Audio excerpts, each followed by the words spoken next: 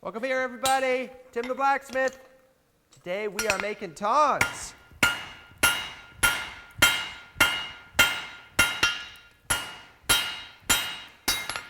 Did we forget to roll the intro? This is a tool time with Tim.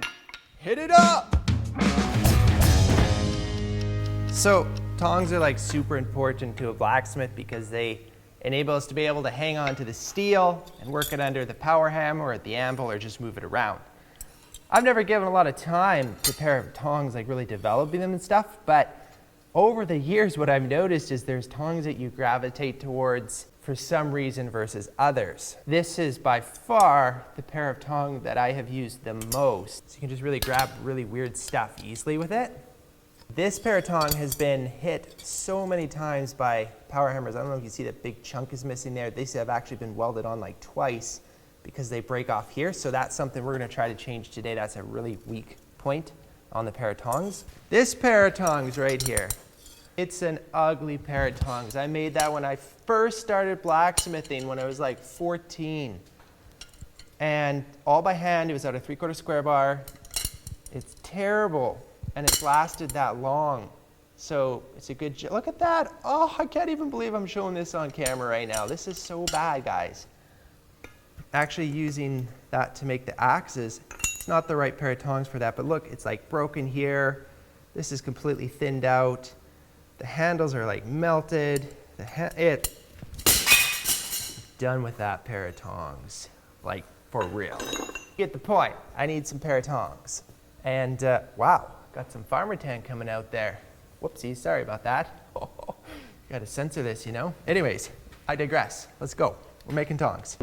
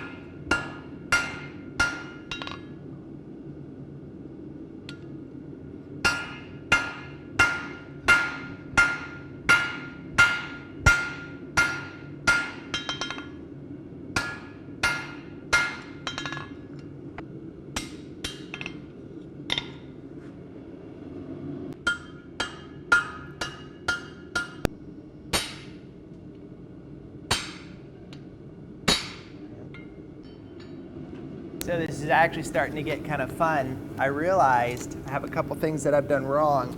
The first one, I overheated the steel and it actually cracked really bad, so that's immediately a write-off. Never seen that happen before in mild steel in a gas forge.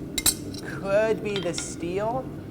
Anyways, and I was going conventional style on the tongs and realized that's not gonna work for me. So I'm gonna restart and think about this a little bit more as I go to get this kind of shape. You'll see it when I'm done. It's just that the bottom of the boss in here is actually, instead of concave, it's convex.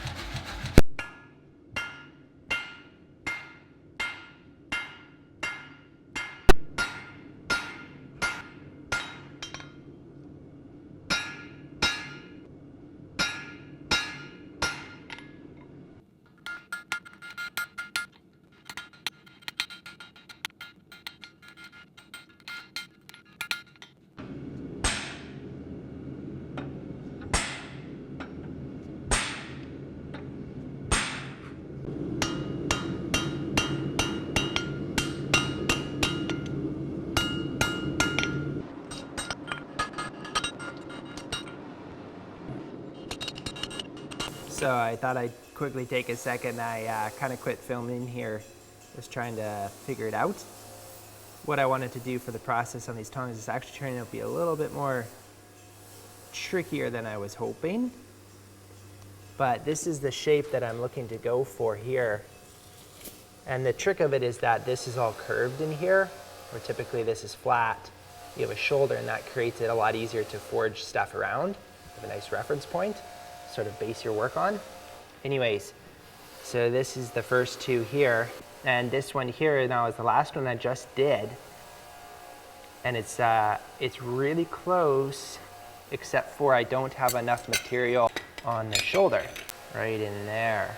So what I'm gonna do is make another one out of this, but I'm gonna just start with bigger material so that I have more material to work with around that to get all that. I think it'll work out really good. Pretty optimistic at this point.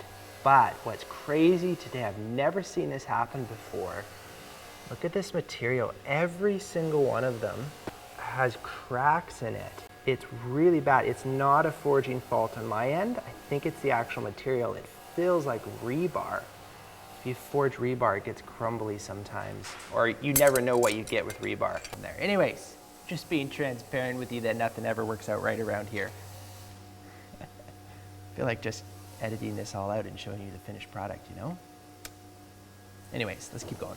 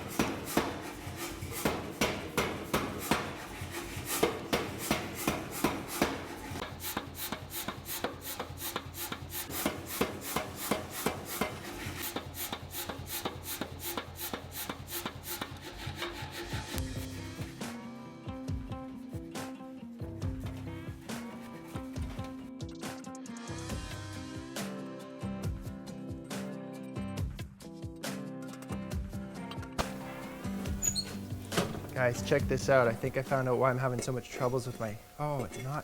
Yeah, look at that. Can you see that? It's like half an inch of just glue that rakes out. When it gets hot, it gets really soft. The forge is actually pretty cold right now. What's happening is that stuff sticks to the steel. It sticks on, and even big chunks like this, but the smaller ones, and then they get pounded into the steel, and then it starts to create these cracks in the steel. I'm pretty sure that's what's happening. So I'm gonna have to fix that. That's not gonna work for us at all. So tough day at the forge here. So how I'm gonna fix this problem with the forge is by avoiding it. Move the gas forge over there. We're gonna get the coal forge started up. Waste no time getting into this. I wish I would have just started here in the first place.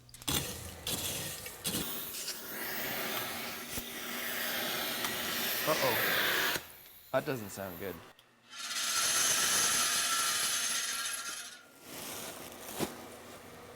Oh man, the upsetter's been thumping the floor so bad the whole forge has moved and the linkage has jammed the fan. Oh man! What I'm gonna do here is actually try to just disconnect the linkage for the fan, and I'll just run the fan manually, and then I can worry about moving the forge. We're gonna have to bolt it down really. Different day, because we gotta get these tongs done. We don't have time for this. All right, that's good to go. Let's see if it turns on nice. Furious!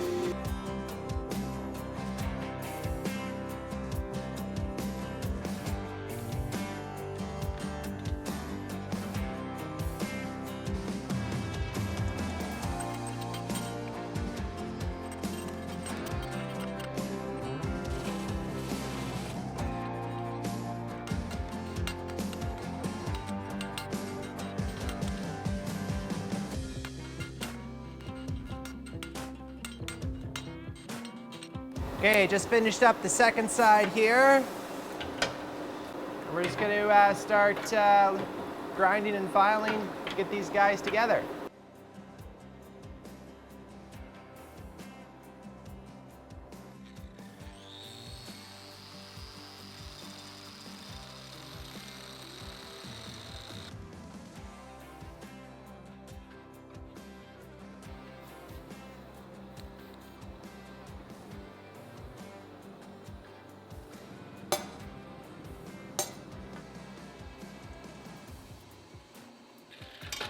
So I just about got these bad boys finished up.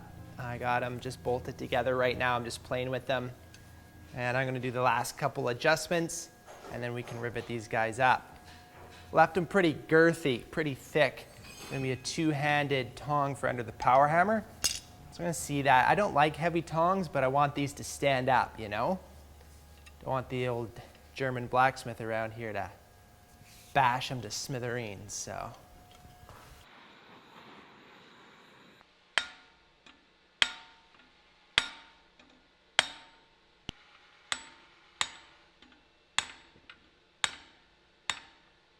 So I'm just setting up here to do the rivet, and then these guys are gonna be ready to rock and roll.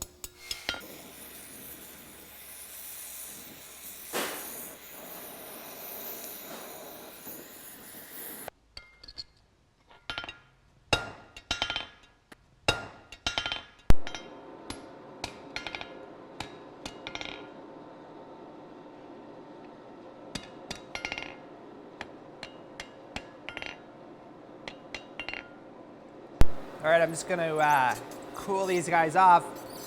If you've never built tongs before, you have to move them as you cool them off in water, otherwise they seize up on you.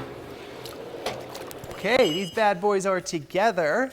So, let's take a look at them here. First thing about these tongs is I made them to be for two hands, so most of the work that I do under the power hammer is often with two hands, or what this type of work I want these to be. These are for, or I'm hoping these will be for making the axe blanks from the train rail. So this is a piece of train rail.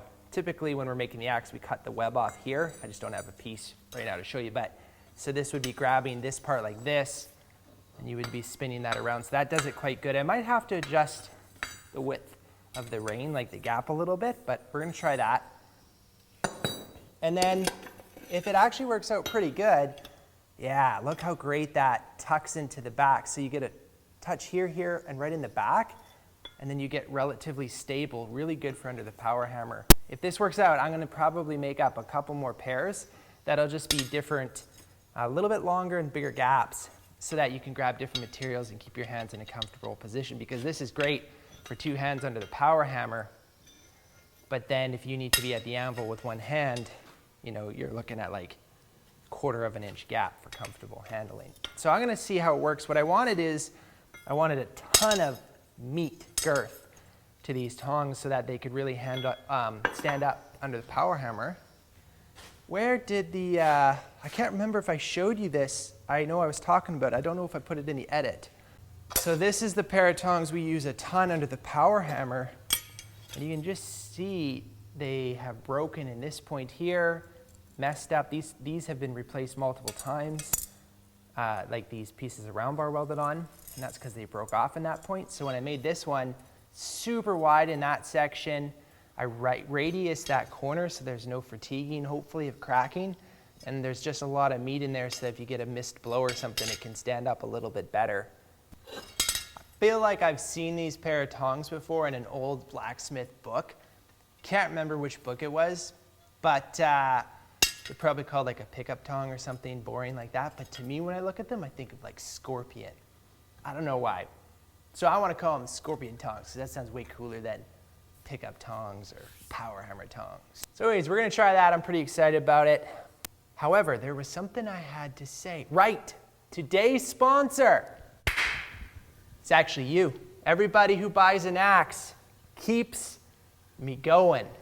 And Martin, super appreciate it. So we actually have some of the 1908 hatchets still in stock. Hang on, let me grab one. Don't go anywhere. Here it is. I know you've probably seen this before. I have like, I think it might be even like 10 of them in stock. This is made from the train rail from 1908, and that is it from the 1908. I have another batch of 8 Hudson Bays coming later this month, but there's no more hatchets coming from that. So if you're interested in getting one, jump on it, because when these are gone, there's no more 1908, guys. Anyways, besides that, thanks for watching. I know it's like maybe not the most interesting video to watch, but I super enjoyed just the honest forge work. It's always fun. So let's just fire up that power hammer, get a piece in there, try these tongs out, and then I'll look forward to seeing you in the next video.